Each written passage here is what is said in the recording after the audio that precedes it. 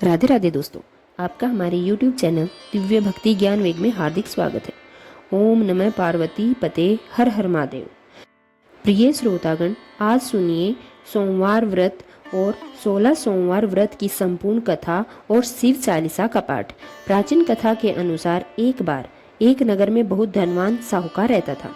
उसके घर में धन धान्य की कोई कमी नहीं थी, किंतु वह बहुत दुखी रहता था क्योंकि उसका कोई पुत्र नहीं था। वह उसी चिंता में दिन रात दुखी और परेशान रहता था। पुत्र प्राप्ति की कामना से वह प्रत्येक सोमवार शिवजी का व्रत पूजन और कीर्तन किया करता था तथा मंदिर में जाकर भगवान शिव के सम्मुख दीपक भी जलाता था।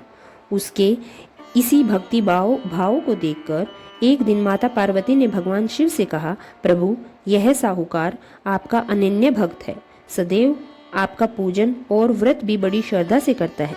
आपको कृपया करके इसकी मनोकामना पूर्ण करनी चाहिए। तब शिवजी ने कहा, हे पार्वती, यह संसार का क्रम क्षेत्र है। किसान खेत में जैसा बीज बोता है वैसा ही फल काटता है। उसी तरह मनुष्य भी इस संसार में जैसे कर्म करते हैं उसी के अनुसार फल भोगते हैं। माता पार्वती के अत्यंत आग्रह करते हुए कहा, प्रभु, जब यह आपका अनन्य भक्त है और उसको किसी प्रकार का कोई दुख है तो उसको आपको ही अवश्य दूर करना चाहिए। आप तो सदैव अपने भक्तों के प्रति दयालु हैं और उनके दुखों को दूर करते हैं, और यदि आप ही अपने भक्तों के दुख को दूर नहीं करेंगे तो मनुष्य भला आपका पूजन क्यों करेंगे। माता पार्वती जी का ऐसा आग्रह देखकर शिवजी ने कहा, पार्वती, इसको पुत्र नहीं है, इसी चिंता में यह अत्यंत दुखी रहता है और इसके भाग्य में पुत्र न होने पर भी मैं इसको तुम्हारे कहने पर पुत्र प्राप्ति का वर प्रदान करता हूँ, परंतु वह पुत्र केवल 12 वर्ष तक ही जीवित रहेगा। इसके पश्चात वह मृत्यु को प्राप्त हो जाएगा। इससे अधिक मैं इसके लिए और कुछ नहीं कर सकता। तब माता पार्वती और भगवान शिव के इस वार्तालाप को साहूकार ने सुन लिया। इससे उसे ना कोई प्रसन्नता हुई ना ही कोई दुख, बल्कि वह पहले की तरह शिव जी का व्रत और पूजन सच्ची श्रद्धा और निष्ठा के साथ करता रहा। कुछ समय के बाद साहूकार की पत्नी गर्भवती हुई और 10वें महीने उसने एक सुंदर पुत्र को जन्म दिया। साहूकार के घर में खूब खुशियां मनाई गई, परंतु साहूकार तो यह जानता था कि उसकी आयु सिर्फ 12 वर्ष तक ही है, इसलिए उसने ना तो प्रसन्नता ही व्यक्त की और ना ही किसी को कोई भेद बताया। जब वह बालक 11 वर्ष का हो गया तो उसकी माता ने उसके पिता को विवाह करने के लिए कहा। तब उसके पिता ने कहा कि नहीं, मैं अभी इसका विवाह नहीं करूंगा, अभी मैं इसे शिक्षा लेने के लिए काशी पढ़ने भेजूंगा। साहूकार ने बालक के मामा को बुलाकर बहुत सा धन देकर कहा कि तुम इस बालक को काशी पढ़ने के लिए लेकर जाओ। रास्ते में जिस जिस स्थान पर तुम रुकोगे वहां पर हवन और ब्राह्मणों को भोजन कराते तथा दक्षिणा देते हुए जाना। मामा और भांजा हवन भजन कीर्तन करते हुए, ब्राह्मणों को भोजन कराते हुए और दक्षिणा देते हुए काशी नगरी की ओर चल पड़े। रास्ते में उनको एक नगर दिखाई दिया। वहां पर एक कन्या का विवाह था, परंतु जो राजकुमार विवाह करने के लिए वहां आया था वह एक आंख से काना था। उसके पिता को इस बात की बहुत चिंता थी कि कहीं राजकुमारी मना न कर दे। जब उसने साहूकार के अति सुंदर लड़के को देखा तो मन में विचार किया कि आज क्यों न इस लड़के के साथ ही वर का काम चलाया जाए। ऐसा मन में विचार करके राजकुमार के पिता ने लड़के के मामा से बात की और कहा कि इसके बदले मैं आपको बहुत सारा धन दूंगा, और उसके मामा ने बात मान ली। अब विवाह कार्य अच्छे से संपन्न हो गया। उधर सेठ के पुत्र ने जिस समय जाने लगा तब उसने राजकुमारी की चुनरी के पल्ले पर लिख दिया कि राजकुमारी, तुम्हारा विवाह तो मेरे साथ हुआ है, पर जिस राजकुमार के साथ तुम्हें विदा किया जाएगा वह एक आंख से काना होगा। मैं काशी पढ़ने जा रहा हूँ। सेठ के लड़के के जाने के पश्चात राजकुमारी ने अपनी चुनरी पर ऐसा लिखा हुआ पाया तो उसने राजकुमार के साथ जाने से मना कर दिया और उसने अपने माता पिता को सारी सच्चाई बता दी। राजकुमारी के माता पिता ने राजकुमारी को विदा नहीं किया और इस तरह बारात बिना वधू के ही वापस लौट गई। उधर साहूकार का लड़का और उसका मामा काशी पहुंच गए। वहां जाकर उन्होंने यज्ञ करना और लड़के को पढ़ाना शुरू कर दिया। जिस दिन लड़के की आयु 12 वर्ष की हुई उसी दिन उनके यज्ञ की पूर्ण आहुति थी। लड़के के मामा ने कहा, मामा जी आज मेरी तबीयत ठीक नहीं लग रही। मामा ने कहा, अंदर जाकर सो जाओ। लड़का अंदर जाकर सो गया और थोड़ी ही देर में उसके प्राण निकल गए। कुछ समय के बाद जब उसके मामा ने कमरे के भीतर जाकर देखा तो पाया कि उसका भांजा मृत पड़ा हुआ है। मामा ने अपने आप को संभाला और यज्ञ कार्य संपन्न कर ब्राह्मणों को भोजन करा दक्षिणा देकर विदा किया। उसके बाद वह अपने आप को रोक नहीं पाया और जोर जोर से रोने लगा। संयोगवश उसी समय शिवजी पार्वती जी के साथ भ्रमण करते हुए जा रहे थे। तब उन्होंने जोर जोर से किसी के रोने की आवाज सुनी। यह देखकर माता पार्वती ने भगवान शिव से कहा, हे स्वामी, कोई दुखियारा आपको पुकार रहा है, आपको इसकी सहायता अवश्य करनी चाहिए। तब माता पार्वती जी और भोलेनाथ वहां गए तो देखा कि वहां एक लड़का मृत पड़ा है। माता पार्वती जी कहने लगी, स्वामी यह तो वही लड़का है जो आपके वरदान से उत्पन्न हुआ था। तब भगवान शिव ने कहा, हे पार्वती, इसकी आयु इतनी ही थी और यह भोग चुका है। यह देखकर करुणामयी माता पार्वती जी ने भगवान से फिर कहा, प्रभु इसको जीवन दान दे दो, इसके माता पिता इसके वियोग में तड़प तड़प कर मर जाएंगे। इस तरह माता पार्वती जी के बार बार आग्रह करने पर भगवान शिव ने उसको जीवन दान दे दिया और भगवान की कृपा से वह लड़का जीवित हो गया, जिससे उसके मामा अत्यधिक प्रसन्न हो गए। इसके बाद शिव और पार्वती ये अपने कैलाश चले गए।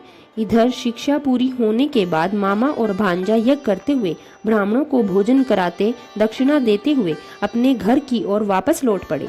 रास्ते में उसी नगर में आए, वहां उस लड़के का विवाह जहां राजकुमार था वहां जाकर उसने यज्ञ आरंभ कर दिया। वहां के राजा ने उसको पहचान लिया और अपने राजमहल में ले जाकर खूब आओ भगत की। बहुत से दास दासियों सहित अपनी राजकुमारी को अपने दामाद के साथ विदा किया। जब वे अपने नगर के निकट पहुंचे तो मामा ने कहा कि मैं तुम्हारी माँ और तुम्हारे पिताजी को घर जाकर सूचना देकर आता हूँ। उसके पिता उस दिन भगवान शिव के मंदिर में बैठे हुए थे और उन्होंने संकल्प कर रखा था कि अगर हमारा पुत्र मृत अवस्था में आया तो मैं शिव के चरणों में यहीं सिर पटक पटक कर अपने प्राण त्याग दूंगा। लड़की के मामा ने आकर यह समाचार दिया कि आपका पुत्र आ गया और अपनी पत्नी को साथ में लेकर बहुत सारा धन लेकर आया है। तब तो वह साहूकार प्रसन्नता से भर उठा और बार बार भगवान का धन्यवाद किया। साहूकार और साहूकारनी ने आनंद पूर्वक अपने पुत्र और पुत्र वधू का स्वागत किया। सभी बड़ी प्रसन्नता के साथ रहने लगे और सारी नगरी में यह कहलावा करवा दिया कि सोमवार के व्रत को करने से विवाह योग्य कन्या को उत्तम वर, उत्तम गुण और सौंदर्य तथा स्त्रियों को अनेक गुण वाली संतान, स्वर्ण वस्त्र और अखंड सौभाग्य की प्राप्ति होती है तथा पति का कभी वियोग नहीं होता और अंत में वे शिवलोक में निवास करते हैं। यह पावन व्रत संपूर्ण ऐश्वर्य को प्रदान करने वाली है। जिस घर के स्त्री पुरुष इस व्रत को करते हैं उस घर में हमेशा भोलेनाथ और माता पार्वती जी की कृपा रहती है। प्रिय श्रोताओं, यह थी सोमवार व्रत कथा। सभी प्रेम से बोलिए, भोले शंकर भगवान की जय, माता पार्वती की जय। अब सुनिए 16 सोमवार व्रत कथा। एक बार भोलेनाथ और माता पार्वती जी मृत्युलोक में भ्रमण करने के लिए पधारे।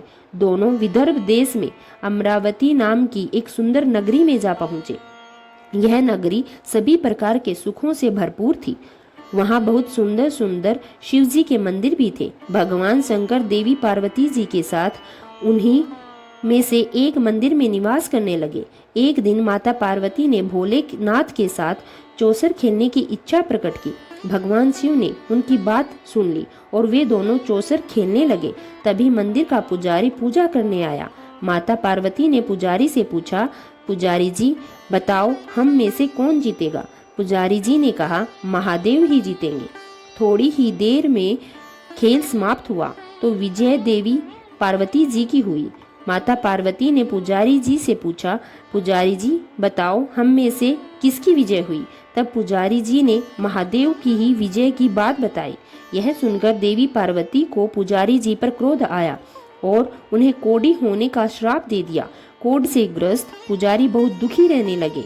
एक दिन देवलोक की अप्सरा भगवान शिव की पूजा करने के लिए उस मंदिर में आई। पुजारी जी की ऐसी कोढ़ की अवस्था देखकर दया भाव से पूछताछ करने लगी। तब पुजारी जी ने सारी बात अप्सरा को बता दी। उनमें से एक अप्सरा बोली, आप सभी व्रत श्रेष्ठ 16 सोमवार के व्रत करो, इससे शिवजी प्रसन्न होंगे और वे तुम्हारे कष्ट अवश्य दूर करेंगे। पुजारी जी ने इस व्रत की विधि पूछी। तब अप्सरा ने बताया, 16 सोमवार के 16 सोमवार व्रत रखें, स्वस्थ वस्त्र धारण करें, संध्या को उपासना के बाद आधा किलो आटा इसके 3 भाग करो, घी गुड़ दीप नवेद पुंगीफल बेलपत्र जनेऊ जोड़ा चंदन अक्षत और पुष्प आदि से प्रदोष काल में भगवान शंकर का पूजन करो। तीनों भागों को एक में से एक भाग शिवजी को अर्पण करो, बाकी 2 को शिवजी के प्रसाद के रूप में उपस्थित जन में बांट दो, खुद भी प्रसाद ग्रहण करो। इस तरह 16 सोमवार व्रत करो। 17वें सोमवार को पाव भर की पवित्र आटे की बाटी बनाओ, उसमें घी और गुड़ मिलाकर चूरमा बनाओ, शिवजी को भोग लगाकर उपस्थित जनों में बांट दो। इसके बाद परिवार सहित प्रसाद को ग्रहण करो, इससे सभी मनोरथ पूर्ण हो जाते हैं। ऐसी बात बताकर अप्सरा चली गई। पुजारी जी ने अप्सरा की बात बताई हुई विधि के अनुसार 16 सोमवार के व्रत किए, जिसके पुण्य प्रताप से भगवान शिव की कृपा और माता पार्वती की दया से पुजारी जी को देह मोक्ष से मुक्ति मिल गई और आनंद से रहने लगे। कुछ समय के बाद भगवान शिव और देवी पार्वती जी वापस उसी मंदिर में आए। देवी पार्वती ने पुजारी जी को निरोगी देखकर कारण पूछा तो पंडित जी ने 16 सोमवार व्रत की महिमा बताई। पार्वती जी खुद भी 16 सोमवार करने के लिए तैयार हो गई और इस व्रत को करने से उसके रूठे हुए पुत्र कार्तिकेय जी देवी पार्वती जी के आज्ञाकारी हो गए। कार्तिकेय जी ने जब माता से पूछा कि माता आपने ऐसा क्या किया जिससे मेरा हृदय परिवर्तन हो गया, तब देवी पार्वती ने 16 सोमवार की व्रत कथा सुना दी। कार्तिकेय जी ने अपने विशेष मित्र से जो कई दिनों से खो गए थे, उनसे दूर चले गए थे, उनसे मिलने की कामना हेतु 16 सोमवार के व्रत किए और उन्हें उनका खोया हुआ मित्र वापस मिल गया। मित्र के इस आकस्मिक मिलन का कारण पूछा तो कार्तिकेय जी ने 16 सोमवार का व्रत बताया। मित्र ने व्रत की विधि विधान पूछा और स्वयं के विवाह की मनोकामना से 16 सोमवार के व्रत धारण किए। इसके बाद कार्तिकेय जी का मित्र एक स्वयंवर सभा में गया और वहां की राजकुमारी ने आकर्षित होकर उसके गले में वरमाला डाल दी और इससे उसे पति स्वीकार कर लिया। तब राजा ने बहुत सारा धन और सम्मान देकर उसको वहां से भेज दिया। अब वे दोनों सुख से रहने लगे। जब 16 सोमवार के व्रत का और उसकी पत्नी को पता लगा, तब उसकी पत्नी ने भी पुत्र प्राप्ति की कामना से 16 सोमवार के व्रत किए। उसके कुछ समय के बाद एक अति सुंदर सुशील और बुद्धिमान पुत्र उसको 9 महीने के अंदर प्राप्त हुआ। जब वह पुत्र बड़ा हुआ तो उसने अपनी माँ से 16 सोमवार के व्रत की गाथा सुनी। तब उसने भी राजाधिकारी प्राप्त करने के लिए 16 सोमवार के व्रत शुरू कर दिए। एक राजा को अपनी कन्या के लिए योग्य पुरुष की खोज थी। राजा ने अपनी कन्या का विवाह उस सुवर्ण संपन्न पुरुष से कर दिया। राजा का कोई पुत्र नहीं था तो उसने उसे दामाद की योग्यता देखकर उसे राजा बना दिया। राजा बनने के बाद भी वह 16 सोमवार के व्रत करता रहा और 17वें सोमवार आने पर उसने अपनी पत्नी से शिवजी की पूजा करने के लिए मंदिर चलने को कहा तो उसने दासियों से कहकर पूजा की सारी सामग्री तो भिजवा दी, लेकिन खुद नहीं गई। अब इधर राजा ने शिवजी की पूजा समाप्त की तो आकाशवाणी हुई, हे राजा, अपनी रानी को राजमहल से निकाल दे, नहीं तो तेरा सर्वनाश हो जाएगा। राज दरबार में आकर सभासदों से विचार विमर्श किया और सर्वनाश के भय से रानी को राजमहल से निकाल दिया। अपने दुर्भाग्य को कोसती हुई रानी नगर से बाहर चली गई। दुखी मन से चलते हुए वह एक गांव में जा पहुंची। वहां एक बूढ़ी माई थी जो सूत बेचा करती थी। बूढ़ी माई ने दया करके रानी को अपने साथ सूत बेचने के लिए रख लिया। रानी ने जब हाथ रखा तो बूढ़ी माई का सूत तो बिकना ही बंद हो गया। बूढ़ी माई ने रानी को वहां से जाने को कह दिया। अब रानी एक तेली के यहाँ काम मांगने गई। उसी समय तेली के मटके चटक गए, सारा तेल बह गया। तेली ने भी वहां से उसे भगा दिया। दुखी होकर रानी एक नदी के पास गई तो नदी का सारा पानी सूख गया। वह एक पेड़ के नीचे बैठी तो सारे पत्ते झड़कर पेड़ बिल्कुल सूख गया। आसपास के लोगों ने जब यह सब कुछ देखा तो उसे पकड़कर मंदिर के पुजारी गोसाई जी के पास ले गए। गोसाई जी देखते ही जान गए कि यह बेचारी तो कोई विधि की मारी कुलीन स्त्री है। गोसाई जी ने रानी से कहा कि वह उसके आश्रम में उनकी पुत्री की तरह रह सकती है। अब रानी आश्रम में रहने लगी। रानी भोजन बनाती तो भी उसमें कीड़े पड़ जाते, पानी भरकर लाती तो वह गंदा हो जाता। अब तो गोसाई जी को भी एक दिन दुखी होकर उससे पूछा कि बेटी, तुम्हारी यह दशा कैसे हुई? यह किस देवता का कोप है? तब रानी ने शिवजी की पूजा में न जाने की बात गोसाई जी से बताई। तो गोसाई जी बोले, पुत्री, तुम 16 सोमवार के व्रत करो, इससे तुम्हें अपने सभी कष्टों से मुक्ति पालोगे। गोसाई जी की यह बात मानकर रानी ने 16 सोमवार के व्रत किए। 17वें सोमवार के दिन विधि विधान से शिवजी की पूजा भी की। पूजन के प्रभाव से राजा को अपनी महल में रानी की याद सताने लगी और रानी को ढूंढने के लिए उसने चारों दिशाओं में अपने दूत भेज दिए। रानी की खोज में घूमते घूमते दूत गोसाई जी के आश्रम में पहुंच गए। राजा को खबर लगी तो राजा रानी को ले जाने के लिए आश्रम में आ गए। राजा ने गोसाई जी से बोला, यह मेरी पत्नी है। शिवजी के क्रोध के कारण मैंने इसे महल से निकाल दिया था। अब जब शिवजी का प्रकोप शांत हो चुका है तो मैं इसे ले जाने के लिए आया हूँ। आप ले जाने की आज्ञा दीजिए। गोसाई जी ने रानी को राजा के साथ जाने की आज्ञा दे दी। रानी बहुत प्रसन्न हुई और राजा रानी आने की खुशी में नगरवासियों ने खूब सजावट की, मंगल गीत गाए, पंडितों ने मंत्र आदि गाकर स्वागत किया। इस तरह धूमधाम से रानी का महल में प्रवेश हुआ और राजा ने ब्राह्मणों को दान आदि दिए, याचकों को धन धान्य दिया। जगह जगह भूखे और लोगों को भोजन खिलाने के लिए भंडारे खुलवाए। राजा और रानी 16 सोमवार के व्रत करते हुए शिवजी का विधि विधान पूजन करते हुए सुखपूर्वक लंबे समय तक जीवित रहने के बाद शिवलोक को पधारे। इस प्रकार जो भी मनुष्य मन, वचन और कर्म से भक्ति भाव और श्रद्धा के साथ 16 सोमवार के व्रत को विधि विधान से करता है तथा कथा का श्रवण करता है, वह सभी प्रकार के कष्टों को दूर करके सुखों को प्राप्त करके अंत में शिवलोक को गमन करता है। और यह व्रत सभी की मनोरथ पूर्ण करने वाला है। एक प्राचीन कथा के अनुसार एक बार भगवान शिव वन विहार में भ्रमण कर रहे थे। तभी देव ऋषि नारद कैलाश पर्वत पर पहुंचे और माता पार्वती को प्रणाम करते हुए कहने लगे, नारायण नारायण, हे माते, भगवान भोलेनाथ कहीं दिखाई नहीं दे रहे।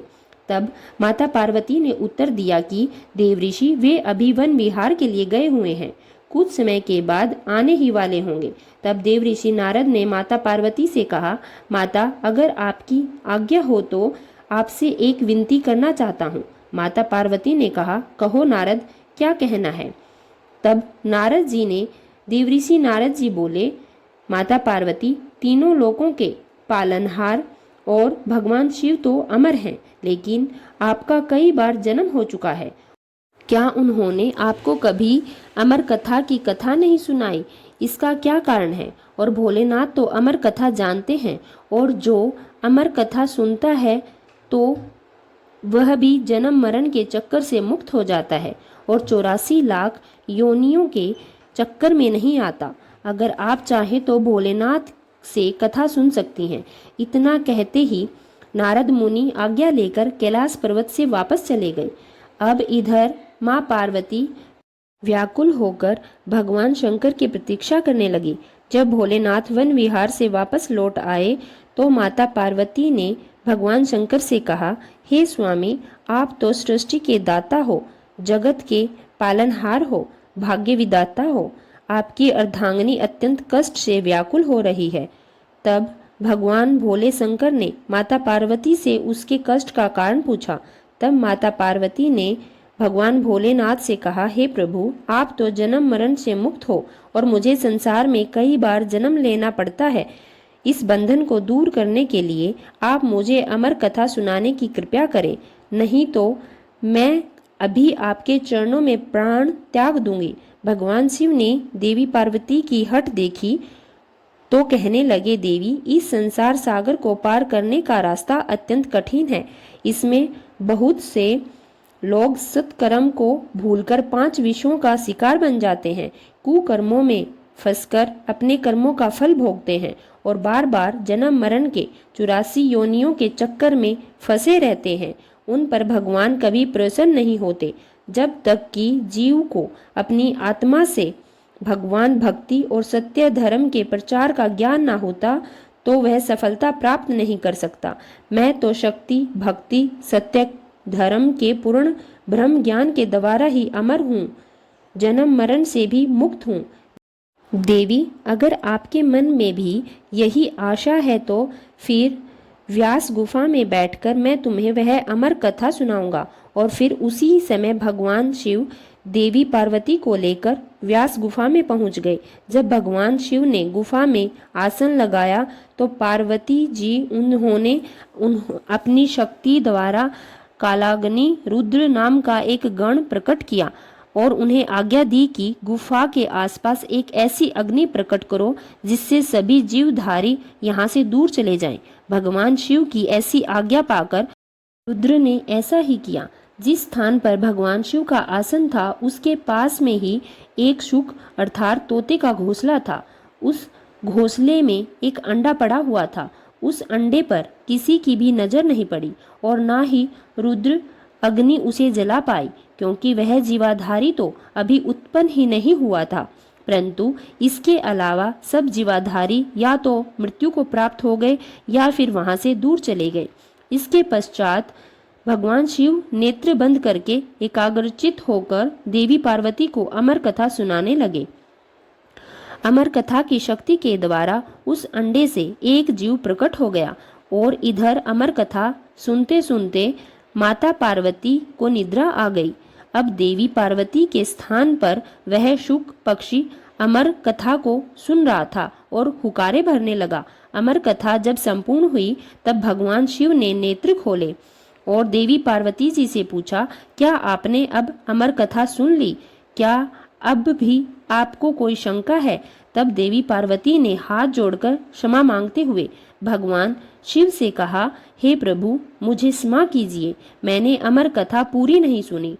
तब भगवान भोलेनाथ ने पूछा, तो फिर हुंकारा कौन दे रहा था? देवी पार्वती जी ने कहा, मुझे नहीं पता। तब भगवान शिव ने इधर उधर देखा तो उन्हें एक शुक नजर आया जो उन्हें देखते ही वहां से उड़ गया। तब भगवान शिव उस पक्षी को मारने पीछे पीछे दौड़े। वह शुभ शुक उड़ता उड़ता तीनों लोकों में गया, परंतु उसे कहीं भी जगह नहीं मिली। उस समय श्री वेद व्यास जी की धर्मपत्नी अपनी कुटिया के आंगन में सिर के बालों को सुखाते हुए जमाई ले रही थी। तभी वह शुभ पक्षी उनके मुख के द्वारा उनके उदर में प्रवेश कर गया। भोलेनाथ रूप बदलकर वहां पहुंचे, जहां जाकर उन्होंने ऋषि की पत्नी से कहा, देवी, लाओ हमारा पक्षी वापस करो। ऋषि की पत्नी ने कहा, महाराज देख लो, हमारे पास तो कोई पक्षी नहीं। तब भगवान शिव कहने लगे, वह पक्षी जो अभी अभी तुम्हारे पास आया है और अभी तुम्हारे पास ही है, सिर्फ अपना स्वरूप बदलने के लिए वह तुम्हारे गर्भ में पहुंच चुका है। जब ऋषि की पत्नी नहीं मानी तब भगवान शिव ने वेद व्यास जी से कहा कि आपकी पत्नी के मुख द्वारा हमारा पक्षी इनके पेट में चला गया। आप अपनी पत्नी से पूछ लो उसके पेट में हमारा पक्षी गया है कि नहीं। तब वेद व्यास जी ने अपनी पत्नी से पूछा कि तुम्हारे पेट में कोई पक्षी गया है क्या? व्यास मुनि की पत्नी कहने लगी, नहीं, मैंने तो किसी भी पक्षी को नहीं देखा, लेकिन प्रभु ऐसा अनुभव होता है कि जैसे कोई मेरे पेट में है। व्यास मुनि ने प्रभु से प्रार्थना की, हे महाराज, आपका वचन तो सत्य है, परंतु स्त्री के गर्भ से पक्षी भला कैसे निकल सकता है? इसका तो बस एक ही कारण हो सकता है, इस स्त्री को मारकर उसके पेट से पक्षी को निकाल लिया जाए। भगवान ने इतनी सी बात के लिए भला इस स्त्री को मारने की क्या आवश्यकता? स्त्री पर तो हमें बहुत तरस आ रहा है, हमें तो उस सोतन पक्षी पर क्रोध आ रहा है जो अपना स्वरूप बदलने के लिए इस बेचारी स्त्री के गर्भ के आलोक में गया है। जब वह बाहर आएगा तब हम उसे मार देंगे। व्यास मुनि कहने लगे, हे महाराज, इसका क्या उपाय है? आपकी जो इच्छा है आप कर सकते हैं। यह शब्द सुनकर शुभ पक्षी माता के गर्भ से बाहर नहीं आया। अब त्रिलोक स्वामी भी सभी बैठकर शुभ पक्षी के बाहर आने की प्रतीक्षा करने लगे। जब भगवान शिव प्रतीक्षा कर रहे थे तब संसार के सभी कार्य भी रुक गए और इस प्रकार तीनों लोकों में हाहाकार मच गया। अब देवी देवता विचार विमर्श करने लगे कि भगवान शंकर को कैसे वापस लाया जाए। तब देवता से आज्ञा पाकर नारद जी व्यास मुनि के द्वार पर शंकर जी के पास पहुंचे और जाकर प्रणाम करके भगवान शंकर से कहने लगे, डमरूधारी, हे त्रिशूलाधारी, हे तीनों लोकों के पालनहार, हे महाकालेश्वर, हे नीलकंठ, हे भोलेनाथ, आपका यहाँ आना कैसे हुआ।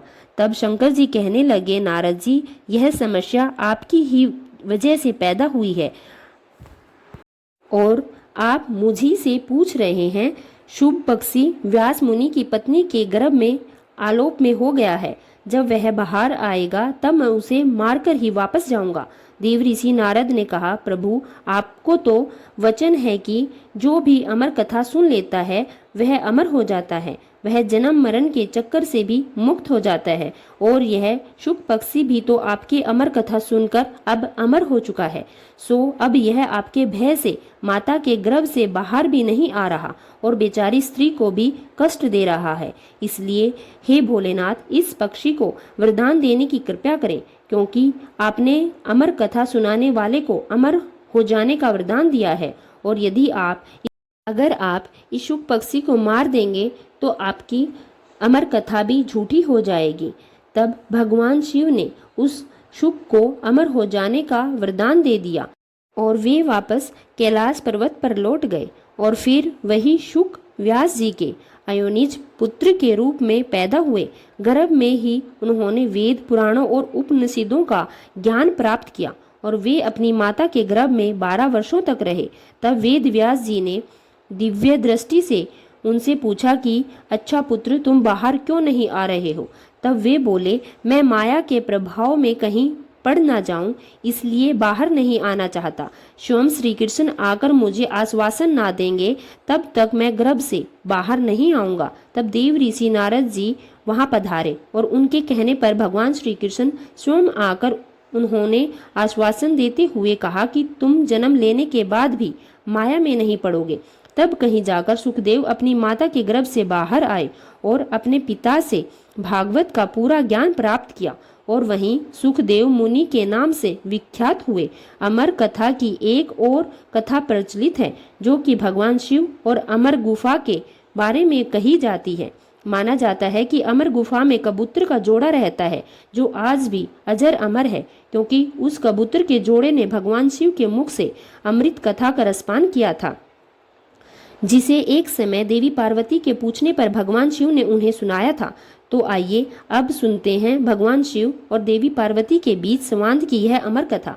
अमर गुफा से जुड़ी एक पौराणिक मान्यता है कि भगवान शिव ने देवी पार्वती को इस गुफा में एक ऐसी कथा सुनाई थी जिसमें अमरनाथ की यात्रा और उसके मार्ग में आने वाले अनेक स्थलों का वर्णन था। यह कथा कालांतर में अमर कथा के नाम से विख्यात हुई।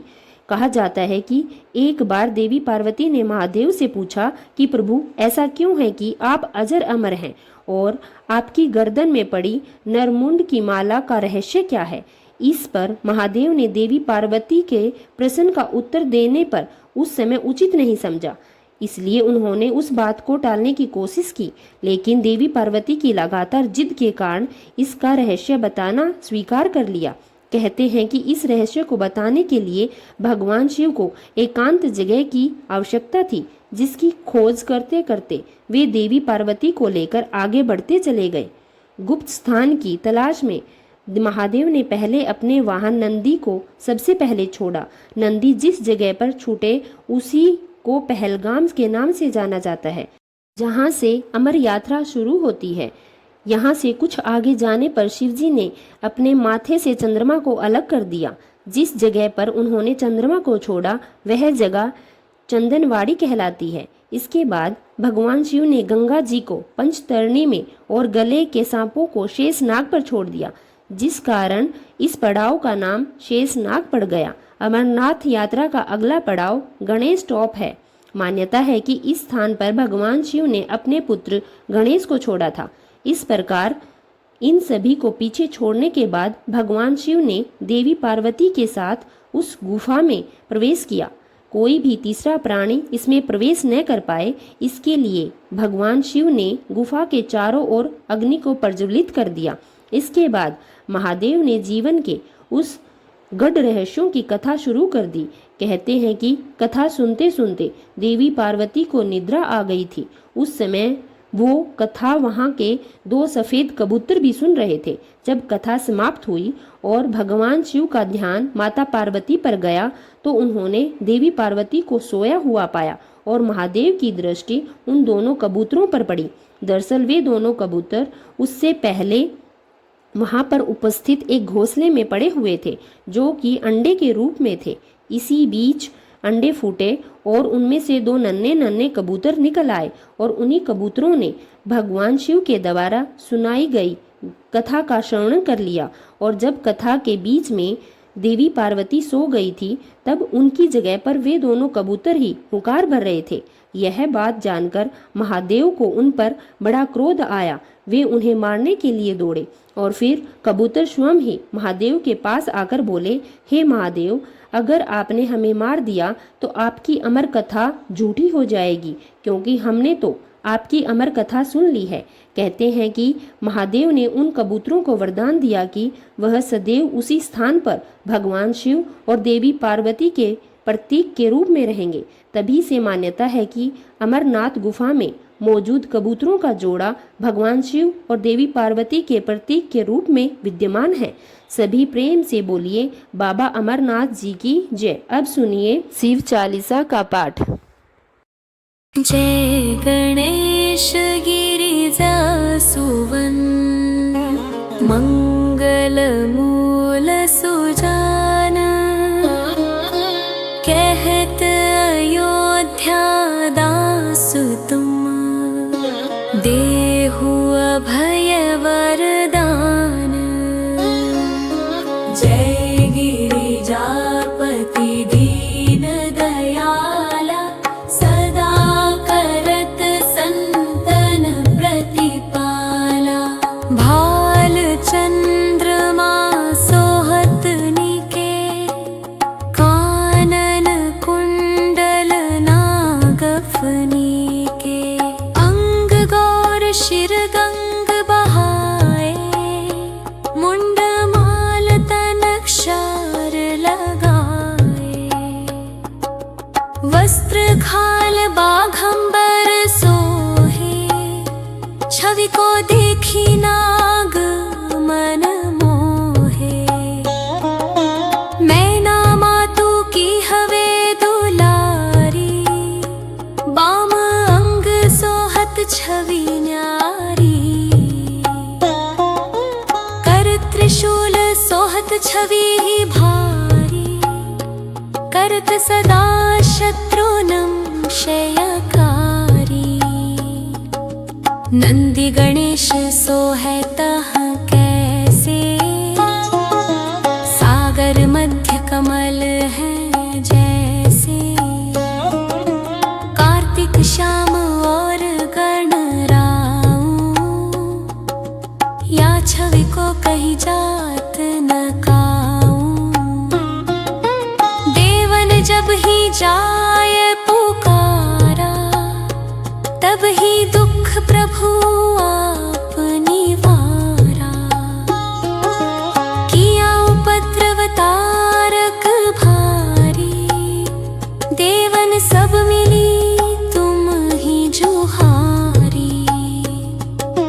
तुरत षडानन आप पठायो लवनी मेष में है मारी गिरायो। आप जलंधर असुर संहारा सुयश तुम्हार वेदित संसारा। त्रिपुरासुर सन युद्ध मचाई सब ही कृपा कर लीन बचाई। किया तपहि भागीरथ भारी पूर्व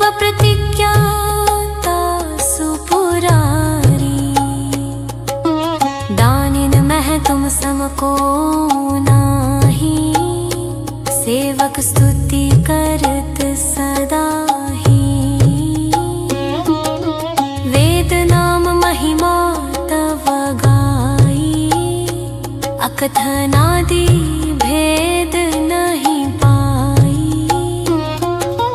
प्रकटी उदधि मंथन में ज्वाला, जरत सुरासुर भये विहाला। किन्हीं दया तह करी सहाय, नीलकंठ तब नाम कहाई। पूजन रामचंद्र जब कीन्हा, जीत के लंक विभीषण दीन्हा। सहस कमल में हो रहे धारी, कीन्हा परीक्षा तब ही पुरारी। एक कमल प्रभु राखे उजोई, कमल नायन पूजन चह सोई। कठिन भक्ति देखी प्रभु शंकर, भय प्रसन्न दिए इच्छित वर। जय जय जय अनंत अविनाशी, करत कृपा सबके घटवासी। दुष्ट सकल नित मोहि सतावे, भ्रमत रहो मोहि चैन नावे। त्राहि त्राहि मैं नाथ पुकारो, यही अवसर मोहि आन उबारो। लै त्रिशूल शत्रुन को मारो, संकट से मोहि आन उबारो। मात पिता भ्राता सब होई, संकट में पूछत नहीं कोई। स्वामी एक है आस तुम्हारी, याय हरहूँ मम संकट भारी। धन निर्धन को देत सदा ही, जो कोई जांचे सो फल पावे। जन्म जन्म के पाप नसावे, अंत धाम श्रीपुर में पावे।